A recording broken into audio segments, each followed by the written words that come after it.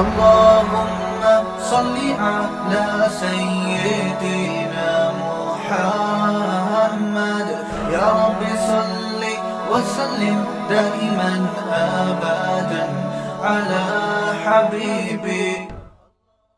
پتہ ہے میں نے جب قرآن کا ترجمہ پڑھنا شروع کیا نا، جب میں مولوی بننے کے لیے، عالم بننے کے لیے مدرسے میں نہیں تھا، میں اس وقت سے قرآن ترجمے سے میں نے پڑھنا شروع کر دیا تھا. میں میٹرک میں ہوں گا یا 9 کلاس میں ہوں گا، مجھے شوق تھا کہ یار قرآن کو پڑھوں، ہے کیا اس میں. تو جو چیز مجھے سب سے زیادہ اپیل کی نا قرآن کی، جس چیز نے، وہ ہے کہ قرآن گراؤنڈ ریئلٹی کی بات کرتا ہے، نیچر کی بات کرتا ہے، عقل سے اوپر کی باتیں نہیں کرتا. آپ بعض مذہبی لوگوں کی تقریریں سنو، لگتا ہے پتہ نہیں کوئی ان لاجیکل سی باتیں ہو رہی ہیں جس کو پریکٹیکل لائف میں کرنا ممکن نہیں ہے. پریکٹیکلی یہ خود بھی نہیں کرتے ہوں گے. تو میں نے قرآن کی ایک آیت پڑھی، میں حیران ہوا. قرآن کہہ رہا ہے، اللہ تعالیٰ نے نا اپنے نبی صلی اللہ علیہ وسلم کی ازواج کو اللہ نے حکم دیا، نبی کو حکم دیا کہ آپ کے ساتھ غربت میں آپ کی ازواج کا گزارا مشکل ہو رہا ہے. ازواج کا کہنا یہ تھا، بھائی یہ اس 40 دن گھر میں چولہا ہی نہیں جل رہا، کھجور پانی کھجور، ہمارا گزارا نہیں ہو رہا، پیسے ویسے چاہیے ہمیں. سمجھ رہے ہو؟ نان نفقہ بڑھا دیں. اب محمد صلی اللہ علیہ وسلم اللہ کے آخری نبی ہیں. اللہ چاہتے تھے کہ آپ کی زندگی میں عیش و عشرت نہ ہو، کیونکہ لاسٹ میسنجر آف گاڈ ہیں. کل کوئی انگریز، کوئی کافر انگلی اٹھا سکتا ہے کہ اصل میں یہ سب کچھ کیا کس لیے تھا؟ پیسے کے لیے. تو اللہ آپ کو ہر طرح سے، ہر الزام سے بری رکھنا چاہتے تھے کہ کوئی انگلی نہ اٹھائے. تو اس لیے نبی کو آخری دم تک غریب ہی رکھا گیا ہے، یعنی نبی کے اختیار سے کہ نہیں، پیسہ رکھنا ہی نہیں ہے. صبح آیا، شام ہونے سے پہلے آپ نے سارا صدقہ کر دیا. شام کو آیا تو صبح ہونے سے پہلے صدقہ رکھا ہی نہیں ہے. اور خود گھر میں فاقہ. بخاری کی حدیث ہے، گھر میں آتے حضرت عائشہ سے پوچھتے کھانے کو ہے، فرماتی ہیں نہیں ہے، فرماتے چلو پھر ہم روزے کی نیت کر لیتے ہیں. تبھی تو اسی سے علماء نے مسئلہ نکالا ہے کہ 11 بجے سے پہلے بھی آپ روزے کی نیت، نفلی روزے کی نیت کر سکتے ہیں. یعنی آدھا روزہ گزرنے سے پہلے بھی نیت کی جا سکتی ہے. صبح صادق کے وقت روزے کی نیت ضروری نہیں ہے. بھائی بعض دفعہ آپ کہتے ہو یار روزہ رکھو گے نہیں رکھو، کوئی بات نہیں، ابھی نیت نہ کرو. دن میں اٹھ کے دیکھ لو کیسا موسم چل رہا ہے، برداشت کر پاؤں گا، تپڑ ہے تو پاس کر پاؤں گا ورنہ برداشت کر پاؤں گا. یہ سب چیزیں سوچ کے آدھا روزہ گزرنے سے پہلے آپ نیت کر سکتے، بشرطے کہ کچھ کھایا نہ ہو. ایسا نہ ہو آپ نے 11 بجے 2 پراٹھے کھائے، آپ نے کہا چلو اب میں روزے کی نیت کرتا ہوں، تو یہ نہیں ہوتا. تو نبی صلی اللہ علیہ وسلم گھر میں آتے، امی عائشہ سے پوچھتے کچھ کھانے کو ہے، فرماتی ہیں نہیں ہے. فرماتے چلو اب تو بھوکا ہی رہنا ہے، تو روزے کا ثواب کیوں ضائع کریں بھائی، تو ہم کیا کر لیتے ہیں، روزے کی نیت. تو روزے کی نیت کر لیتے. تو جس گھر میں یہ حال ہو تو بھائی بیوی کو تو خیال ہوگا نا کہ کچھ گزارا ہو. تو امہات المومنین نے نبی سے جب مطالبہ کیا تو نبی صلی اللہ علیہ وسلم نے کیا فرمایا، جس کا مفہوم یہ ہے کہ بھائی میں وہ لائف نہیں دے سکتا گھر میں جو مالدار لوگ لائف دیتے ہیں. میرے ساتھ اسی غربت میں گزارا کرنا ہے تو ٹھیک ہے، ورنہ میں سب کو طلاق کا آپشن دیتا ہوں، طلاق کا اختیار دیتا ہوں. مرد جب بیوی کو ڈیورس کا حق دے دے تو جیسے وہ ہر حق مرد کے پاس ہوتا ہے بیوی کے پاس بھی چلا جاتا ہے. تو نبی نے ساری ازواج کو ڈیورس کا حق دیا. بھائی رہنا ہے تو آپ اسی غربت میں رہو، ورنہ آپ کو حق ہے کہ آپ اپنے اوپر طلاق واقع کرو. نکاح ختم ہوگا، عدت کے بعد جہاں چاہو نکاح کرو. عرب میں شادی فوراً ہو جایا کرتی تھی، کوئی پرابلم نہیں. بڑے بڑے مالدار لوگ تھے، آپ کی مالدار سے شادی ہو جائے گی. تو الگ بات ہے کہ تمام امہات نے کہا کہ نہیں، ہمیں اسی غربت میں آپ کے ساتھ رہنا ہے. ٹھیک ہے ہم راضی ہیں، لیکن آپ سے علیحدگی نہیں چاہیے ہمیں. تو پھر اللہ نے اس پہ نبی صلی اللہ علیہ وسلم کو کیا حکم دیا کہ بھائی انہوں نے جب یہ کیا ہے غربت میں آپ کے ساتھ گزارا تو انہیں بھی کچھ انعام دیا جائے گا. وہ انعام یہ کہ لا یحل لک النساء من بعد ولا ان تبدل بہن من ازواج، کہ اے نبی آپ کے لیے اب اس کے بعد نہ تو مزید شادی جائز ہے اور نہ ان میں سے کسی کو ڈیورس دے کر کسی سے شادی کر سکتے ہیں کسی اور سے. نہیں یہی بات سمجھ میں. یعنی یہ 9 کے بعد 10ویں بھی نہیں آ سکتی اور ریپلیس بھی نہیں ہو سکتی کہ 9ویں میں سے کسی ایک کو دے دی اور اس کی جگہ دوسری کر لی. تبھی اس کے بعد نبی نے نہ ان میں سے کسی کو طلاق دی ہے اور نہ مزید شادی کی ہے. اگرچہ اللہ نے بعد میں اجازت دے دی تھی کہ آپ کر سکتے ہیں, مگر نبی نے کی نہیں ہے, شاید اس لیے کہ وہ اللہ نے جو پہلے آرڈر دیا تھا اس کا پاس رکھنے کے لیے. اب اس میں جو الفاظ ہیں کہ اے نبی آپ نہ کسی کو ڈیورس دے کر اس کے بدلے کوئی شادی کر سکتے ہیں اور نہ 10ویں کر سکتے ہیں. آگے الفاظ دیکھو, وَلَوْ أَعْجَبَكَ حُسْنُهُنَّ, اگرچہ کسی عورت کا حسن آپ کو کتنا ہی متاثر کیوں نہ کرے. نہیں آئی بات سمجھ میں؟ اس کا مطلب بھائی کسی کے حسن سے متاثر ہونے کا امکان پیغمبر میں بھی بولو تھا. یعنی اللہ کہہ رہے آپ کو کوئی عورت کا حسن کتنا ہی اٹریکٹیو ہو, اٹریکٹ کرے, آپ کو اجازت نہیں ہے اب نکاح کرنے. تو اب مجھے ایک بات بتاؤ, یہ اسلام کا حسن ہے, کیونکہ نبی صلی اللہ علیہ وسلم کے بارے میں جب اسلام نے کہا نا بشر ہیں, انسان ہیں, تو پھر تمام انسانوں والے لوازمات کے ساتھ انسان مانا ہے. آج ہوتا کیا, کسی کو پیر و مرشد مان لو, یہ پیر صاحب انسان ہے, تو انسان تو ہیں تو پھر کیا ہیں یہ بھائی, یہ پہنچی ہوئی سرکار ہے. کہاں پہنچے ہوئے ہیں, بہت بڑی چیزیں, آپ نہیں پہنچ پاؤ گے, آپ وہاں تک نہیں پہنچ پاؤ. کیا مطلب, کیا کرتے ہیں بھائی, بس یہ کیا نہیں کرتے یہ کہو آپ.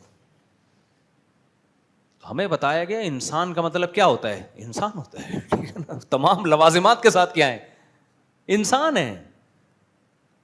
ہاں یہ ضرور ہے کہ پیغمبر کے پاس 2 رشتے ہوں, ایک خوبصورت ہو اور ایک کے اخلاق ہوں, تو پھر آپ اخلاق کو ترجیح دیں گے. جیسے نبی کو سب سے زیادہ محبت حضرت عائشہ سے تھی, حالانکہ آپ کی ازواج میں سب سے زیادہ خوبصورت حضرت عائشہ نہیں تھیں. محبت اس لیے ان سے تھی کہ وہ ذہین بہت زیادہ تھی, بے پناہ ذہین تھی. لیکن اس سے اتنا پتہ چل گیا ہے کہ بھائی پیغمبر بھی کسی سے نکاح کر سکتے ہیں اس بیس پر کہ اس کی خوبصورتی سے متاثر ہوں. بشر ہیں تو بشری لوازمات کے ساتھ دنیا میں آئے ہیں. دیکھو ایک بار اسی طرح امہات المومنین سے آپ صلی اللہ علیہ وسلم کا کچھ گھر میں جیسے میاں بیوی کا ہوتا ہے نا, کچھ اونچ نیچ ایسے ہوئی, آپ اتنے ناراض ہوئے, آپ نے فرمایا اللہ کی قسم 1 مہینہ نہیں آؤں گا میں گھر میں, 1 مہینہ گھر میں نہیں آؤں گا. یہ ناراضی ہوئی. یہ سارے واقعات پیغمبر کی سیرت میں کیوں ملتے ہیں, ہمیں بھی سیکھنے کو ملتا ہے. اگر نبی کچھ ایسے اللہ مخلوق بنا کے بھیجتا کہ نہ کبھی بیوی سے جھگڑا ہوتا اور آپ کی ازواج بالکل ایسے فرما بردار, جیسے کوئی شخص جو ہے نا, جیسے آج کل نہیں جو غلاموں کو بالکل ریموٹ کنٹرول کی طرح لوگوں نے چلایا ہوا ہوتا, اور کوئی آگے سے کوئی رپلائی نہ ہوتا, کوئی بات ہی نہ ہوتی, کچھ بھی نہیں. اور بھائی پیغمبر صلی اللہ علیہ وسلم کا مقام ہے تو آپ کی بیویاں ہر وقت فرما بردار, تو بھائی آپ کو ہمیں کہاں سے نمونہ ملتا کہ گھر کیسے چلائے جاتے ہیں. اللہ نے آپ کو ازواج دیں اور اسی طرح کے معاملات ہوتے رہے جو عام طور پہ گھروں میں ہو جاتے ہیں. آپ کا اپنی بیویوں سے ایک رشتہ پیغمبر والا تھا, پیغمبر امتی کا, لیکن ایک رشتہ میاں بیوی والا بھی تھا. تو گھر میں کون سا رشتہ رکھا آپ نے, میاں بیوی والا رکھا ہے. میں تو یہ حدیث سن کے حیران ہوتا ہوں. حضرت عائشہ کے پاس, حضرت عائشہ کی باری تھی, حضرت زینب نے حلوہ بنا کے بھیج دیا, بخاری کی حدیث ہے. باری کس کی ہے؟ ابے تم کیا جانو ان حدیثوں کا مطلب, جن کی 2-3 ہوتی ہیں ان کو پتہ ہوتا ہے. تم لوگ بس گنوا دیا, تم لوگوں نے سب برباد کر دیا. ابھی بھی جو تھوڑا سا ٹائم ہے تم لوگ کے پاس سدھرنے. کوئی شادی تو 2 کے بعد تو پتہ چلتا ہے کہ میری شادی ہوئی ہے. حقیقت بتا رہا ہوں, عورت کی محبت کا بھی جبھی پتہ چلتا ہے. کتنے لوگ آتے ہیں ہمیں بیوی ہمیں ٹائم نہیں دیتی. یہ شکایت تو بہت سنی ہے, شوہر ٹائم نہیں دیتا. بیوی کو کوئی فکر ہی نہیں ہے میاں کی. میں کہتا ہے ایک اور کر لے کمپٹیشن میں, پھر تجھے ٹائم دے گی. سب جگہ ایسا نہیں ہوتا, بعض جگہ ہوتا ہے. خیر ایسا نہ ہو کہ کی اور وہ بھی نہیں دے رہی, کیونکہ آپ میں کوئی ایسا فالٹ ہے. اچھا خیر, تو یار آپ پیغمبر صلی اللہ علیہ وسلم کی سیرت دیکھو یار, میرا تو ایسا حوصلہ نہیں ہے. حضرت عائشہ کی باری ہے, حضرت زینب جو نبی کی پھوپھی زاد بہن ہے, ان سے نکاح ہوا ہے نبی کا, انہوں نے حلوہ بنا کے کوئی بھی اچھی چیز بنا کے بھیج دی.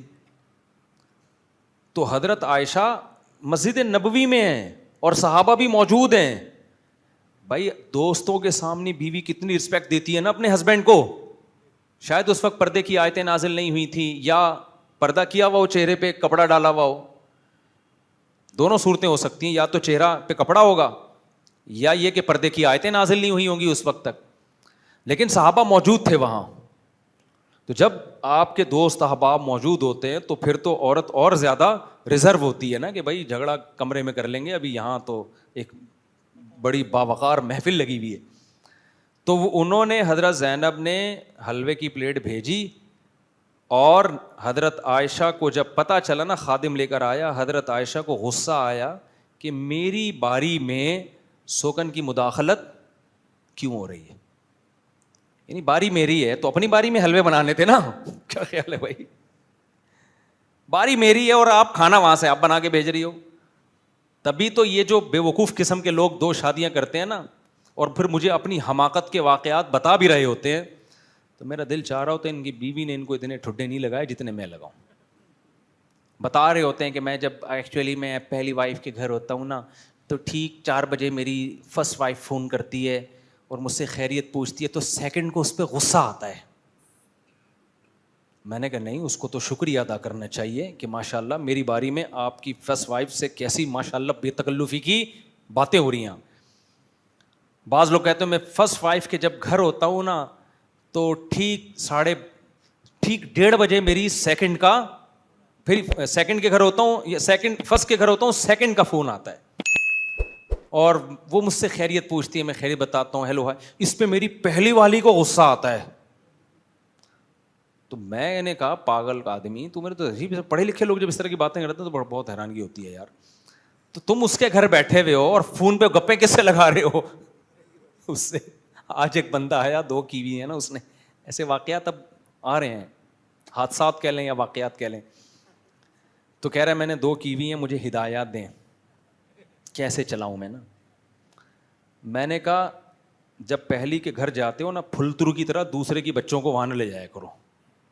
جب جاؤ اکیلے جاؤ, ورنہ لوگ پتہ ہے کیا کر رہے ہوتے ہیں, پہلی کی باری ہے, جب جا رہے ہیں تو 2 بچے یہاں سے چپکا کے اپنے ساتھ لے گئے. اس کو غصہ آتا ہے, یہ پھلترو کی طرح کیوں آگے, کہ میری اولاد ہے تو تمہیں کیا تکلیف ہے, یہ گھر بھی تو میرا ہے, اس کا کرایہ بھی تو میں دیتا ہوں, تو اگر میرے بچے آ گئے تو کیا ہے. بھائی بات یہ ہے کہ جب آپ اس کے گھر جا رہے ہو تو دوسروں کی یادگاریں, عورت یہ نہیں دیکھتی آپ کا بیٹا ہے, وہ یہ دیکھتی ہے میری سوکن کا بچہ ہے, اور جب یہ میرے پاس آیا ہے تو اس کی توجہ بچوں کی طرف.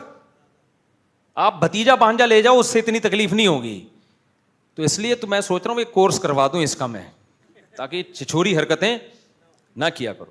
پھر میں نے اس کو بولا جب ادھر جا کے بیٹھو تو اس والی سے فون پہ بات نہ کرو, نمبر بلاک کر کے جاؤ, کوئی رابطہ نہیں ہوگا. اس کو بتا دو کہ بھائی یہ ان ڈرائیو وغیرہ, وہ کیا ہے ان ڈرائیو ہے, ان ڈرائیو وغیرہ, کوئی ایمرجنسی ہو جائے ان ڈرائیو میں خود ہی چلی آنا. کیونکہ نہیں بھی ایمرجنسی ہوتی ہے نا, سوکن دوسری کو تپانے کے لیے بھی کر رہی ہوتی ہے. اس کو پتا ہے وہاں بیٹھ کے بھی ہاں ہی ہو گپیں لگ رہی ہوں گی اور مزے مزے کی باتیں ہو رہی ہوں گی, اس کے دماغ میں یہ بیٹھا شیطان ڈال رہا, حالانکہ وہ ہو سکتا ہے پڑا ہوا ادھر منہ کر کے سو رہا ہو, لیکن شیطان اس کو بتائے گا دیکھا وہ بیٹھے ہوئے ہوں گے, فلم دیکھ رہے ہوں گے اور خوب گپیں لگ رہی ہوں گی, ایک دوسرے کو گٹ کے کھلا رہے ہوں گے. شیطان سوکن کے ہمیشہ یہی کرتا ہے, حالانکہ ہو سکتا ہے اس کا وہاں بھی موڈ آف ہو, ادھر منہ کر کے سو رہا ہو. پھر وہ فون کرے گی مجھے یہ ہو گیا, میں مر گئی, مجھے اس کی توجہ لینے کے لیے. خواتین کی شرارتیں جو خواتین بیان نہیں سن رہی ان کی بات کر رہا ہوں, یہ خواتین ہی کو پتہ ہوتی ہیں بھائی. تو یہ بہت وہ ایسے نا اپنی توجہ لینے کے لیے, میں مر گئی, میرے یہ ہو گیا, یہ ہو گیا. آدمی کہتا پتہ نہیں کیا ہو گیا, میں جا رہا ہوں. ہوا کچھ بھی نہیں ہوتا, بعض دفعہ ہوا بھی ہوتا ہے لیکن یہ کہ اکثر نہیں ہوتا. تو میں نے ان کو بولا کہ نمبر کیا کرنا ہے, بلاک. ادھر کی ادھر نہیں, ادھر کی. بے وقوف لوگ جا کے نا اس کے سامنے تعریفیں کرتے ہیں, تم تو یہ نہیں کرتی, وہ تو یوں ایسے چائے بنا کے پلاتی ہے, تمہیں تو یہ نہیں آتا, اس کو تو یہ, تو اپنے گھر میں خود ہی آگ لگا رہا ہے. سوکن کے ایک الگ سی ان میں نفرت ہوتی ہے, کوئی آپس کا ان سے ریلیشن نہ, ادھر کی بات ادھر نہ ادھر. دونوں ملنا چاہیں تو بولو اپنی ذمہ داری پہ ملنا ہے تو ملو, نہیں ملنا ہے تو نہیں ملو. اگر ملی الٹی سیدھی بات ہوئی مجھے نہیں آ کے بتانا, یہ کر لو پھر ملیں, ان کی مرضی ہے. اچھا خیر میں کہاں سے کہاں نکل گیا. تو اب دیکھو حضرت زینب نے جب حلوہ بنا کے بھیجا نبی صلی اللہ علیہ وسلم کی خدمت میں, امی عائشہ کو غصہ آیا اور آپ کے ہاتھ سے آپ نے وہ برتن لے کے زمین پہ مار کے توڑ دیا. سارے صحابہ موجود ہیں. بظاہر یہ کتنی بڑی بے ادبی اگر اول نظر میں دیکھی جائے, مگر ہمارے نبی کا حوصلہ دیکھیں, ذرا بھی غصے کا اظہار نہیں کیا اور اس کی ایک اچھی لاجک پیش کی. فرمایا غارت امکم, تمہاری ماں کو غیرت آ گئی ہے, محبت میں کیا ہے, غیرت ہے کہ بھائی جب میرے شوہر میری باری ہے تو پورے میری طرف توجہ ہونی چاہیے شوہر کی. یہ حلوے شلوے یہ اپنی باری میں جو مرضی کھلانا کھلا. تو آپ نے فرمایا تمہاری ماں کو کیا آ گئی, غیرت آ گئی. تو آپ بیٹھے اور وہ برتن آپ نے جوڑا اور پھر حضرت عائشہ سے جب غصہ ٹھنڈا ہوا فرمایا اس کی قیمت دے دینا زینب کو, کیونکہ برتن ان کا تھا, تاوان آئے گا بہرحال. چیزیں کسی کی, اب یہ نہیں کہ سونے کا کڑا اٹھا کے اس نے گٹر میں پھینک دیا تو بعد میں بھائی تو نے گٹر سے نکالنا کس کی ذمہ داری ہے, زمان دینا پڑے گا. ایسا نہیں ہوتا, کسی کا مال ضائع کرو گے. کسی کے گھر کا, بیویوں کو نہ بتا دیا, کسی کے گھر کا بیلن توڑا, کب توڑا, اپنی ذمہ داری پہ توڑنا, سمجھ رہے ہو, یہ پہلے بتا دینا کہ بیگم آپ مارو, کب بھی جا کے مارو, سوکن کے سر پہ ڈنڈے پھوڑو, سرور پھٹانا سلائی کا خرچہ کون دے گا, آپ دو گے. میں یہاں سینے کے لیے موچی نہیں ہے میرے پاس جو سر پھٹتے رہیں اور میں سلواتا رہوں, تو ملو ہی نہیں, ملنا ہے اپنی ذمہ داری پہ ملو. خیر تو میں عرض کر رہا تھا طلب کی بات. دیکھو نبی صلی اللہ علیہ وسلم کا گھر میں کچھ تھوڑا سا جھگڑا ہوا, آپ ناراض ہو کے چلے گئے گھر سے. فرمایا میں 1 مہینے نہیں آؤں گا. پھر 29 دن کے بعد آ گئے, 30 دن پورے نہیں ہوئے. کیوں؟ نبی صلی اللہ علیہ وسلم سے اپنے گھر والوں کی دوری برداشت نہیں ہوئی. تو صحابہ نے کہا آپ تو 30 دن کے لیے گئے تھے, 1 مہینہ بولا تھا, 1 مہینے سے تو 30 ہی ذہن میں آتا ہے. تو نبی نے فرمایا مہینہ 29 دن کا ہے, یعنی چاند نکل آ گیا تھا تو آپ نے فرمایا بس مہینہ کیا ہو گیا, پورا ہو گیا.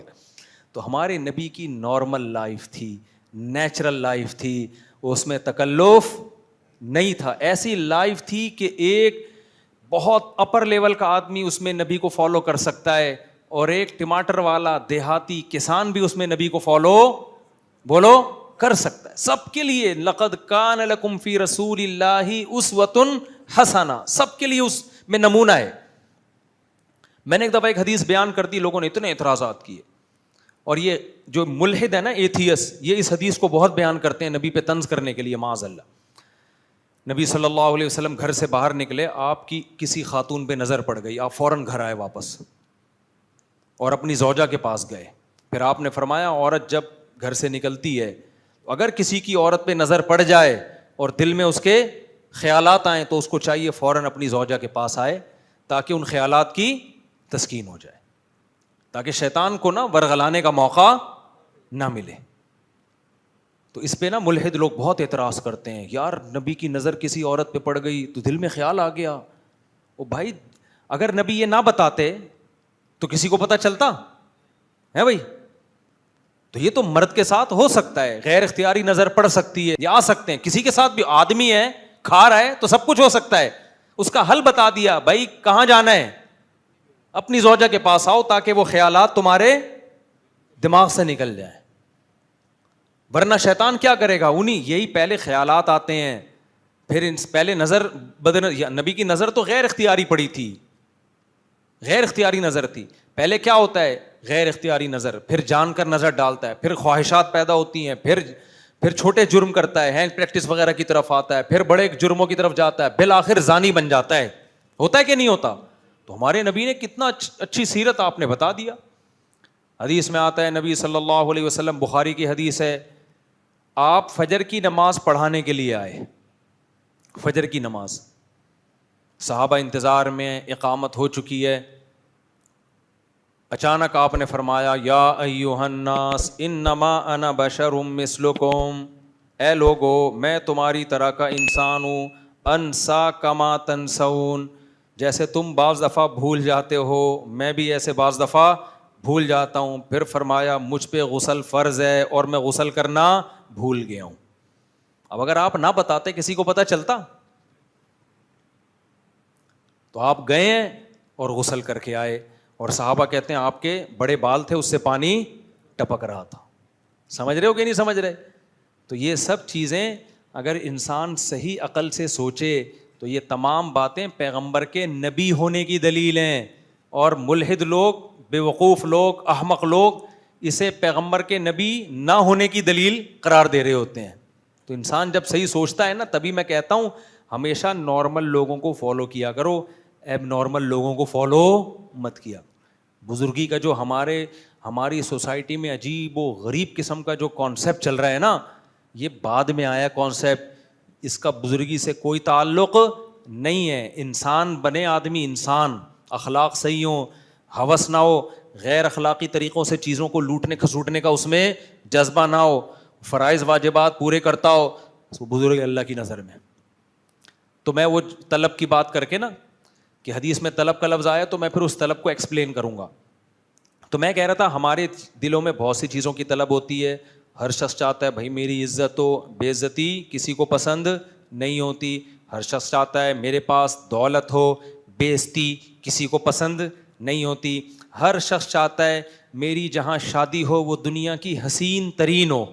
چاہتا ہے کہ نہیں؟ اب شرماؤ نہیں, چاہتا ہے کہ نہیں چاہتا؟ چاہتا ہے. اخلاق بھی ہوں لیکن یہ بھی ایک خواہش ہوتی ہے, اور عورتیں بھی یہی چاہتی ہیں دنیا کا ہینڈسم ترین انسان ہو. سمجھ رہے ہو؟ پھر کسی کو ملے نہ ملے وہ ایک الگ بات ہے, خواہش سب کی یہی ہوتی ہے. ایسا میاں ہو مارکیٹ میں آئے تو ساری عورتیں بے ہوش ہو جائے, کہاں سے آرڈر پہ بنوایا کیا تو نے یہ میاں؟ تو خواہش سب کی ہوتی ہے. تو ہر شخص کی خواہش ہوتی ہے میری صحت سب سے اچھی ہو, ہوتی ہے کہ نہیں ہوتی؟ تو بہت ساری خواہشات ہیں, ان میں کچھ خواہشات تو حرام ہیں, اس کی تو حدیث میں بات ہی نہیں ہے نا, وہ تو اللہ کی طرف سے پابندی. یہ ساری جائز خواہشات ہیں. تو ان جائز خواہشات کے بارے میں نبی صلی اللہ علیہ وسلم نے فرمایا اجملوا فی الطلب, ان تمام خواہشات کو پورا کرو اعتدال کے ساتھ. بیلنس, بیلنس کیا ہے؟ بہت اہم بات ہے, اس کو سمجھو. یہ نہیں فرمایا کہ ان خواہشات کو طلب ہی مت کرو, یہ تو پھر رہبانیت ہو جائے گی نا, جو عیسائیت میں تھی, ننگ دھڑنگ بس دنیا سے دور. نہ فرمائے اعتدال سے. اجملو, اجمال کہتے ہیں اعتدال, بیلنس. طلب میں کیا ہونا چاہیے؟ بیلنس. تو بے اعتدالی ہے کہ طلب ہی نہیں کر رہے, یہ بھی بے اعتدالی ہے. وہی ہے نا, پیسے ہی بس, پیسے سے کچھ نہیں رکھا, غریب پڑا ہوا ہے پوستیوں کی طرح.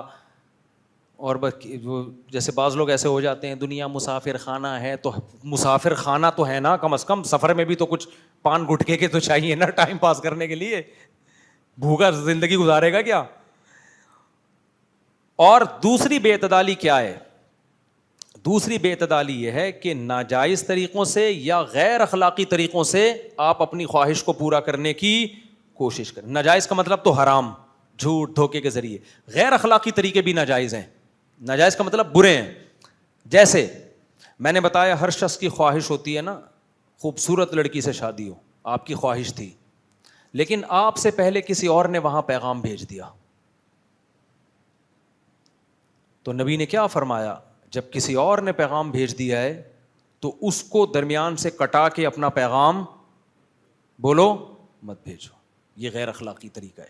لا یخطب احدکم علی خطبۃ اخیہ, اپنے مسلمان بھائی نے کہیں پیغام بھیجا ہو تو اب وہاں سے ہاں یا نہ ہونے کا انتظار کرو. تم نے بھیجنا تھا پہلے بھیج دیتے نا, اب تم سے دیر ہو گئی ہے تو اب دوسرے کا رشتہ خراب مت کرو. آپ بھیجیں گے, ہو سکتا ہے ہو جائے, لیکن یہ آپ نے طلب جو کی ہے نا کسی چیز کو, وہ غیر اخلاقی کیا ہے. لوگ کہتے ہیں اس میں غیر اخلاقی کیا ہے؟ اس کا جواب یہ, تمہارے ساتھ کوئی ایسا کرے تو پھر تم بولو گے یہ 100% ناانصافی ہے, یہ پرلے درجے کا بےغیرت ہے, یہ بےغیرتی ہے, اور بس چلے گا تو کافر ہونے کا فتویٰ لے آئے گا کہیں سے کہ ایسا شخص دائرہ اسلام سے خارج ہے. اور لوگ یہ کر رہے ہوتے ہیں. لڑکیوں کی عمریں نکل رہی ہوتی ہیں, رشتہ دار پیغام نہیں بھیجتے. جہاں ایک نے بھیجا برساتی مینڈکوں کی طرح 25-30 آ جائیں گے. ابے اب تک کیوں چپ بیٹھے ہوئے تھے؟ تو یہ بہت ہوتا ہے, تو یہ بہت غلط حرکت ہے, غیر اخلاقی حرکت ہے بھائی. جب کسی نے بیچ دیا, اب دیکھو کہ ان کا ہوتا ہے تو ٹھیک ہے, نہیں ہوتا تو پھر بھیجو. اسی طرح نبی نے فرمایا لا یصم احدکم علی صوم اخیہ, جب کوئی بارگیننگ ہو رہی ہے, ڈیلنگ ہو رہی ہے کسی پلاٹ کی, کسی گھر کی, کسی جگہ, دیکھا کہ گاہک اور کسٹمر کا آپس میں کافی قریب جا چکے ہیں, اب کباب میں ہڈی بن کے ان کا سودا خراب کرنے کی کوشش مت کرو. پلاٹوں میں ایسا بہت ہوتا ہے, آٹے دال چاول میں تو ریٹ متعین ہے, ان میں نہیں ہوتا, پراپرٹی میں بہت ہوتا ہے. آپ خرید نہیں رہے تھے, گھننے بن کے بیٹھے ہوئے تھے, اب ایک بندہ آیا, وہ کہہ رہا ہے میں اتنے کے پراپرٹی لے رہا ہوں, چلو اول نظر میں تو ایسے ہی ہلکی پھلکی بات چل رہی ہوتی ہے, آپ کو اندازہ ہو گیا کہ اب ان دونوں کی ڈیلنگ ہونے والی ہے, تو آپ کو اندازہ ہو گیا اچھا اس کا مطلب 1 کروڑ میں اب ڈیلنگ ہو جائے گی. اب پتہ چلا پلاٹ کی قیمت 1 کروڑ ہے, کیونکہ شروع میں اندازہ نہیں ہوتا نا. اب 2 بندوں کی جب ڈیلنگ ہو جائے اور سودا مکمل ہونے جائے تو آدمی کو اندازہ ہوتا ہے یار 1 کروڑ کا ہے. ٹھک سے آپ آئے 1 کروڑ 5 لاکھ میں دیتا ہوں, اسٹیٹ ایجنٹ تو آپ کو دے گا, لیکن نبی صلی اللہ علیہ وسلم کی صحیح حدیث آپ کو اس عمل سے روک رہی ہے, کیونکہ یہ طریقہ کیا ہے, غیر اخلاقی. آپ کسی چیز کو طلب کرنے میں لمٹ کیا کر رہے ہو, کراس. ایسا کرتے ہیں لوگ, اچھا بھلا اس کا 1 کروڑ کا ہو گیا, آپ کرنے دو یار ان کو, زمین اللہ کی بہت بڑی ہے, چھوڑ دو. نہیں جی فوراً آ جائیں گے, میں 1 کروڑ 1 لاکھ دے رہا ہوں میں.